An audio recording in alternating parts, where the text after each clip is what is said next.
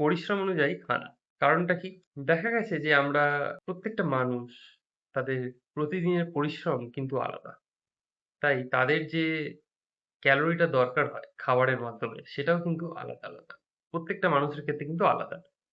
কিন্তু দেখা যায় যে উম ধরুন যারা অফিস যান বা আমি ডাক্তার একজন, আমাদের একটা জায়গায় বসে কাজ করতে হয়।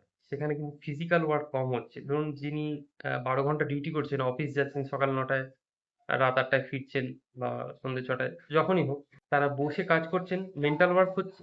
কিন্তু ফিজিক্যাল ওয়ার্ক যে দৌড়ঝাঁপ হচ্ছে সেটা কিন্তু হচ্ছে না।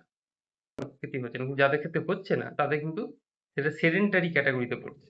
যেমন আমাদের আরো যারা অফিস যান তাদের। দেখা যাচ্ছে তারা বাড়ি ফিরে যে খাবারটা খাচ্ছেন সেটা অনেকটা করে খাচ্ছেন এবং যেটা সেডেন্টারি ক্যাটাগরিতে মহিলাদের ১৮০০ থেকে ২০০০ ক্যালোরি লাগে। আর পুরুষদের ক্ষেত্রে সেটা ২২০০ থেকে ২৪০০ ক্যালোরি। এবং দেখা যাচ্ছে তারা যখন বেশি করে খেয়ে ফেলছে সেটা ৩০০০ ক্যালোরি ছাড়িয়ে যাচ্ছে।